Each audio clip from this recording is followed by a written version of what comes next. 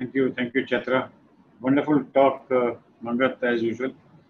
So thanks, Chatra, for having me in this lovely symposium. A lot of good messages are coming out from this.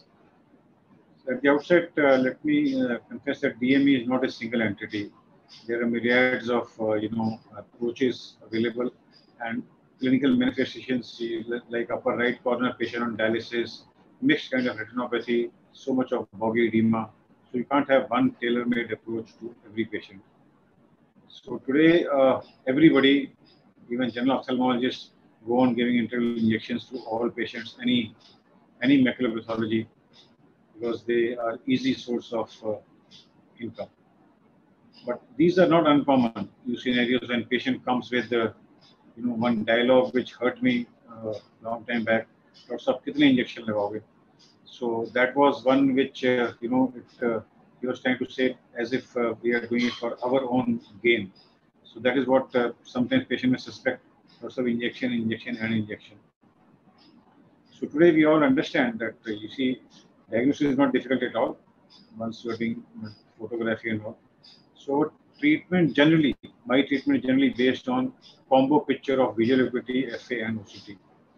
FA OCT alone should not be interpreted, and like Mahesh was saying, visual acuity if more than 6/9 or 6/7.5, that has to be considered as a central point. So this along with the FA and OCT picture has to be there. The reason I say so is because FA may reveal, far-flung CNP areas which you may like to target them or laser them in patients who have recurrent edemas, so that you don't keep injecting such patients. And very important for prognosticating also in ischemic kind of maculopathy. And OCT, the single most important thing apart from other parameters or hyperactive foci or biomarkers is to rule out tractional kind of edema. That is this very important point. Although initially we used to distinguish between various types of edema, that today has not much relevance as compared with biomarkers or the traction. So based on all the available information, although we used to classify based on clinically significant DME, and this was the standard definition, what is the definition of CSME, and the OCT classification which is available as center involving or non-center involving. I would also like to add to this that we should also mention this is a tractional or non-tractional kind of edema. That from practical point of view makes a lot of sense. So here is a patient who has had multiple injections of anti-VEGF, lasered also, doing reasonably well, maintaining 6/9 vision. So there's no need to make it bone dry. All these cysts, all the fluid, it need not be made bone dry. If patient is maintaining 6/9 or 6/6 on this kind of regimen, I will hold on. I will not re-inject, especially if the OCT is stable during follow-up. So this was another patient who was fed up of injections. So one shot of Ozurdex made him dry, and subsequently his metabolic status improved, and his hemoglobin, as Santosh was saying, also stabilized, and the patient is doing well after one shot. I did not repeat other injections also. So here was this lady who had no hyperlipidemia systemically, but within the eye there was so much of exudation. So this patient, I started this patient not on anti-VEGF. The treatment naive patient we gave Ozurdex in the first shot itself, and this lady has received 3 Ozurdex till date, and there is an evidence of what I call vitreomacular adherence. This is, I don't think so, there is a traction. So in all these patients where seemingly there may be a traction, but this is, you see after Ozurdex, the OCT comes down, although adherence still persists. So as Mangat was saying, visual acuity does not improve dramatically. This patient had finger counting 3 meters. She improved to 6/36 to the max, and she's still maintaining that. So tractional kind of edema without visual loss, without much visual loss, meaning thereby that macula is relatively spared. Such patients require only observation. They need not be subject to surgery also. Like example is this. This patient was referred for surgery because she had the only eye, and the right eye was lost because of surgery itself. And this patient maintaining good vision, there's no need to intervene, even though there is some evidence of traction here. Coming to other traction edema where there is a visual loss.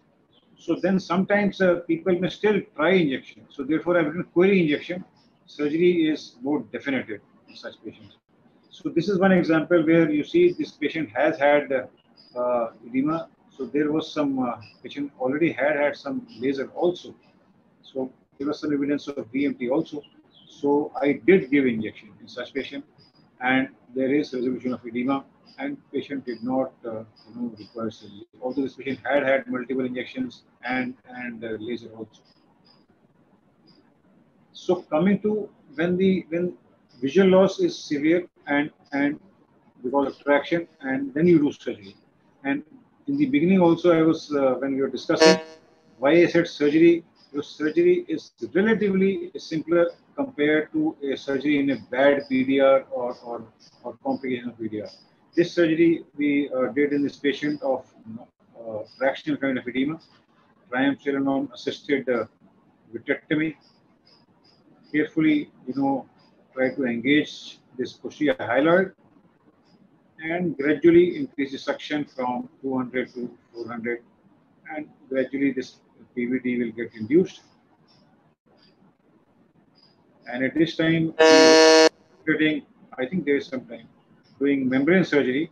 So cataract was, although not very dense, but it was interfering with the sharp visualization of the macular membrane. So cataract surgeon was called. And as Mangat said, cataract surgery has to be very, very good. You have to choose your cataract surgeon also.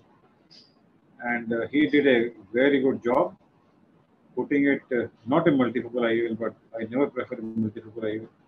Then we went ahead and stained the epiretinal membrane here. And the procedure I follow is I do a after vitrectomy, after hyaloid, I put electrode exchange and then put 1 drop of Retiblue here and identify this membrane with the help of 25 gauge MBR blade. And once this membrane is identified and edges identified, and then we take this forceps, Eckhart forceps, and try to remove this membrane. And after removing the membrane, you see the surface of retina is still looking cystic in the center. So I injected BBG dye also to peel ILM in all diabetics, but we do give it a try, and if it comes, it definitely reassures that all the pre-retinal components have been taken care of. But if retina is very boggy and you are struggling, then don't insist on ILM peel in all these patients. So this patient, I was lucky that ILM came out nicely, and that was the end of the surgery. So this is another patient who has had multiple injections, lasers also, and this was the OCT. And so after the surgery, which was done a long time back, this patient did improve in vision and also restoration of contour. This was another patient of tractional kind of edema. You see here, this patient also underwent similar surgery, which I have shown here. And this is the OCT contour after surgery. So just to summarize, non-tractional center involving diabetic macular edema, we always go ahead with injections or shifting of drugs to steroids or other drugs or Ozu drugs or sometimes laser also. But if patient still is not responding or DME is stubborn, you have taken care of hemoglobin, erythropoietin, and everything, you can consider vitrectomy. Because literature does tell that in traction, definitely results are much better, but even without traction, although anatomical improvement is more than the functional improvement, but I think still it's worth trying because it may put an end to the injection.